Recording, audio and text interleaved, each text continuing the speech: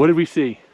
Well, here. Within the first 10 minutes of us getting here and just taking a quick little walk, we saw elk scat and we heard an elk bugle. So that was, I've never heard that, so that was awesome.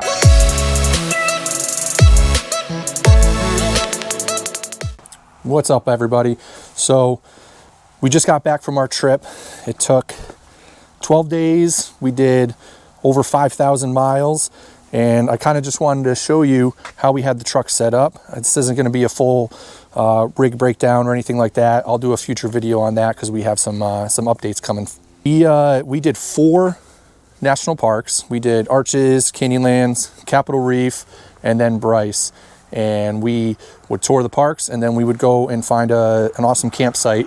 I'll drop some chapters in case you guys don't want to listen to me ramble on about the truck or anything. If you just want to watch some B-roll and just check out where we camped, you can just jump ahead to that.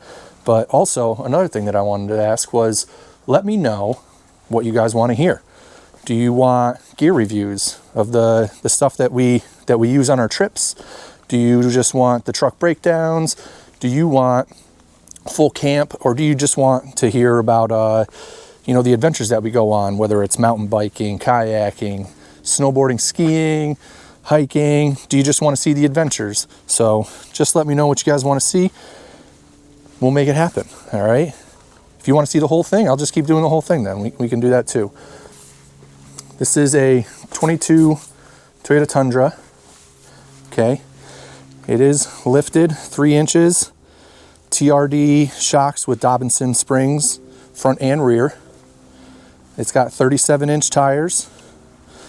So we got some good ground clearance on method wheels.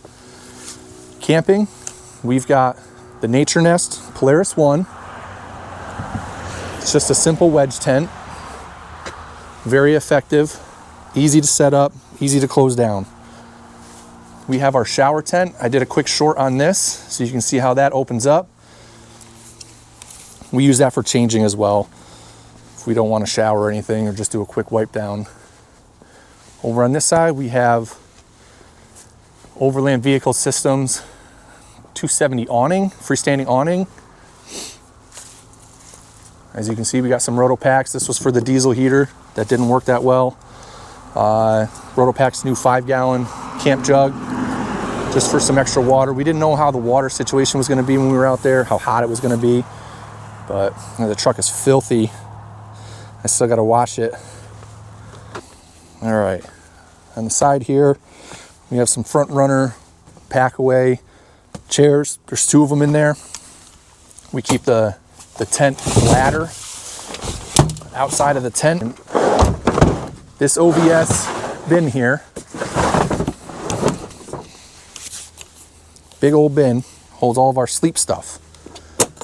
So what you'll see in here, we've got Hess pillows, Hess sheet, sleeping bags. They're 20-degree sleeping bags. We've got a Rumple blanket and heated sleep mats.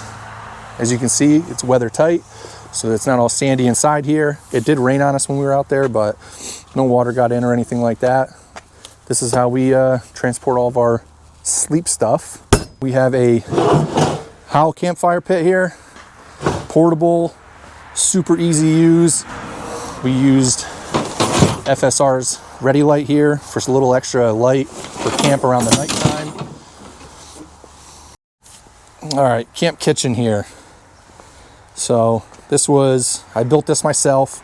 This is just 1/2-inch plywood, drawer slide. I took a cutting board, I just cut it in half, but I modeled it after the Radica afterburner. I thought that was a really cool one-in-all package. I mean, it literally fits a front runner pack here. It fits the hoses. It fits all of our kitchen stuff. Bowls, plates, forks, knives. We've got extra plates here. We got a jet boil. We use the jet boil a lot.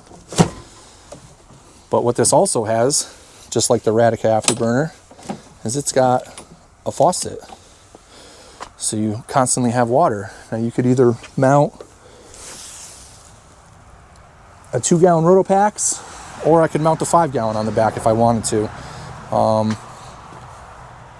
It fits. I made it fit this Blackstone because the afterburner does not fit a Blackstone.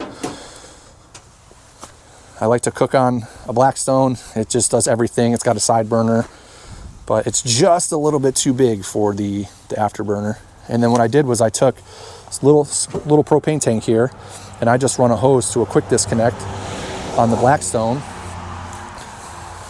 and it works well. And I could hook up the small 1-pounders if I wanted to, if I end up running out of that. But this is nice. This folds down.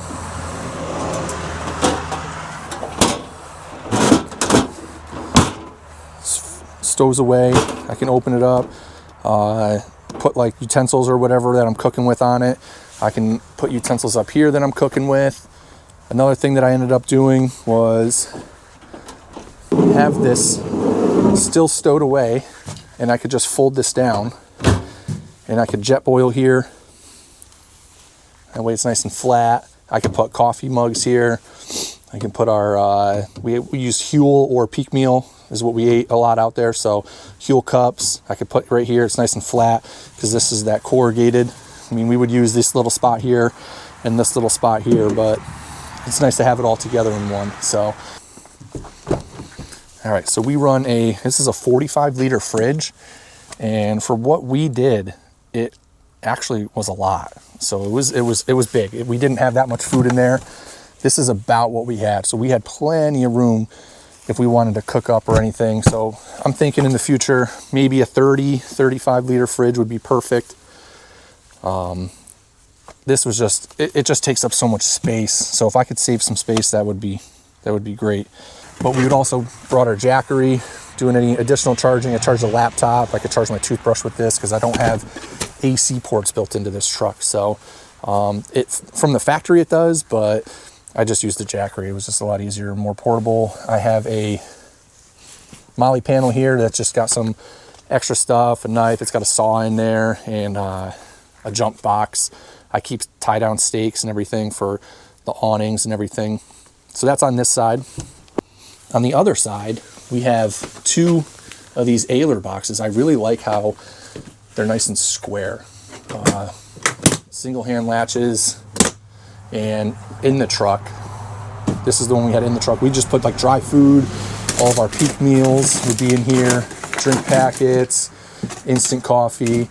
So we would leave all that inside on the passenger side of the truck. And then the other bin, this bottom bin here, was more or less just camp utility. It has our hose in it for the shower, different lights like string lights. We honestly didn't use this bin too much, this bin down here. So we're going to reorganize the bins and make it just more usable, get more use out of it. All right, we have a Sherpa roof rack, and on top of that we have V700 Pelican cases, and for that we pretty much just store our clothes up there. We throw them in a duffel bag, throw some boots up there, Crocs, and then we used, we have the WeBoost. WeBoost was great for highway travel. We used that just for the highway stuff. And when we were in the depths of Moab, we have our Starlink right here. That was fantastic. Using Starlink paired with Onyx off-road. Overall, I would say this truck was fantastic. It's not done yet. We still got some more stuff to do. We got a bumper on the way. We got full light package, winch. Probably gonna do some sliders so it's easier to get up to the boxes there, and just for extra protection. Rear bumper, that'll be coming. So that's pretty much the setup that we ran. All right, so that was just a quick walkthrough of our trip. What we used in the truck, how we used it, plans going forward. If you guys, like I said, if you guys want to see more adventure stuff, if you want actual product review of the things that I use here, I'm not sponsored or anything like that. All this stuff I bought with my own money. So if you want reviews on that, I'll give you my honest opinion. There's some stuff I like. There's some stuff that I would change if I could. But like I said, I pay for everything that I have. So let me know. Drop a comment. Don't forget, like and subscribe. I'll keep pumping out videos as best I can. I do work many hours. I do have a full-time job. This is just a fun thing that I do for you guys, for me. So just let me know. I'll throw together whatever I can, and as the adventures continue, I'll keep pumping them out.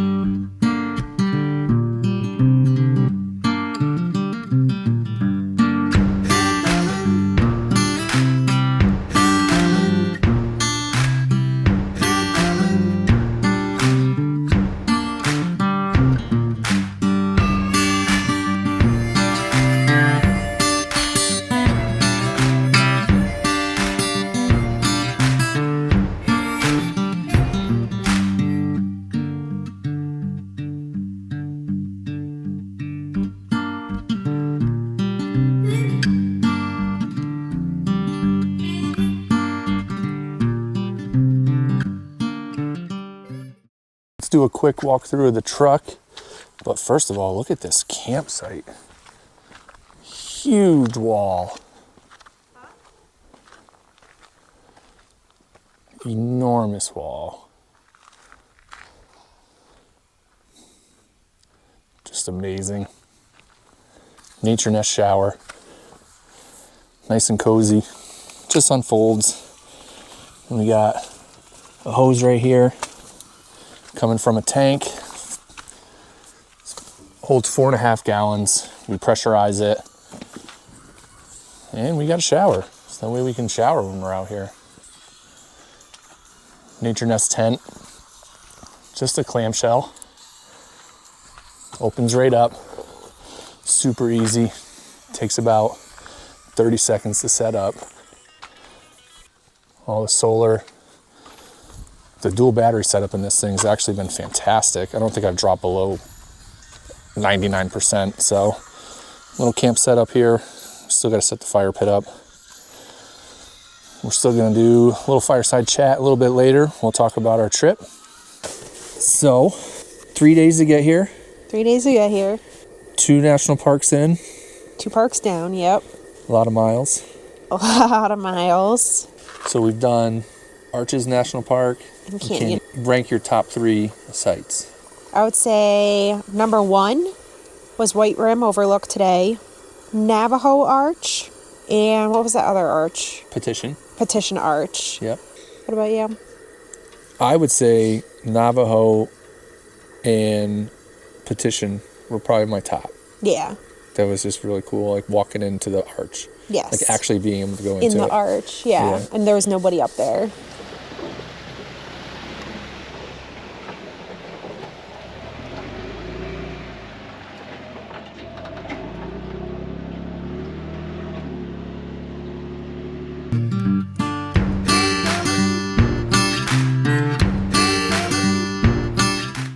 All right, airing up here.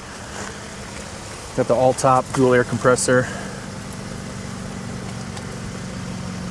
Bunker Industry 4-way tire inflator. So it's just 2 hoses that tee off. And you can just run to the tires. You can air up, you can air down with this. Actually, I got to bring it down a little bit. It says reading 39. So I'll let a little bit of air out, and then we'll hit the highway. All right, we're just outside of Goblin Valley State Park, setting up our campsite. Steph's got the tent going up, and I'm gonna rearrange this fire pit, and we're gonna drop the howl in it. See how it comes out.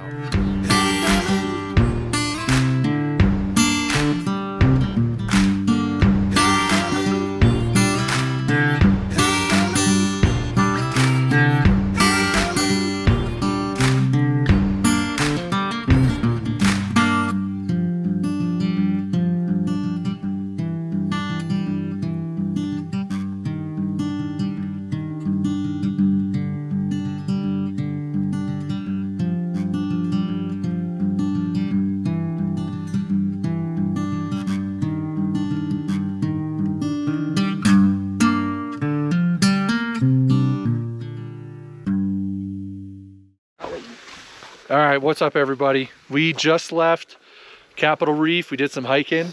Yep. And we're up, what is this, Fish Lake? Fish Lake. So we're up around Fish Lake, and we're at 10,500 feet. The air's a little thinner, a lot colder. So we're gonna hook up the diesel heater, but what did we see? Well, here. Within the first 10 minutes of us getting here and just taking a quick little walk, we saw elk scat and we heard an elk bugle. So that was, I've never heard that, so that was awesome. Yeah, we pulled up, and I think I had just opened one of the back doors and I heard the bugle, so I caught her attention, and then I downloaded an app quick, and we were throwing calls back and forth with the elk, so that was really cool. But it's close too. Yeah, female somewhere around. Yeah, so we definitely think we heard a female as well, so that was super cool. But it's definitely a lot colder. I think the truck said it was 35 degrees right now, so I can only imagine what the temperature is going to be. Right now we got the howl going just to warm our hands up while we're setting up camp. But I'm gonna set up the diesel heater, so I'll walk you guys through that. All right, so this is just a basic Chinese diesel heater from Amazon, and what I did was I put it on a tire step, drilled a hole, cut a hole in the bottom so that way I can run my exhaust. So all I do is hook it up here, hang it on the tire,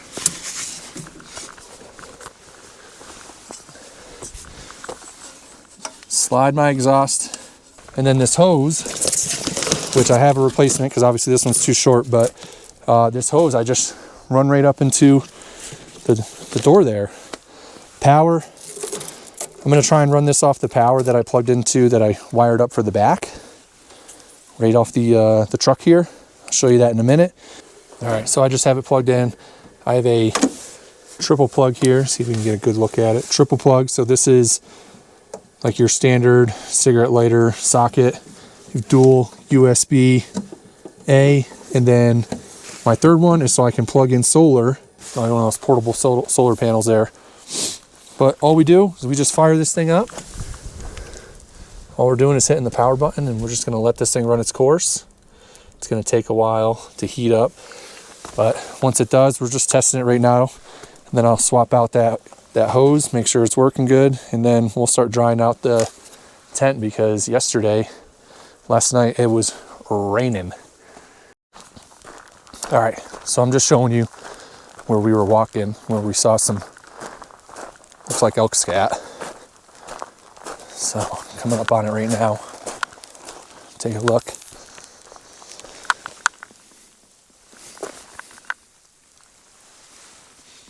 Fresh berries, yeah. And then also came up on, looks like a spring. Runs down, and there's a trough right here. So cool. Stuff's just like 10,000 feet in elevation, someone decided to build the trough out of a spring. Must have been a cabin or something right here, wood pile. So yeah, we're diesel heater's not doing too good. Keep getting a code, so I think we're gonna be cold tonight.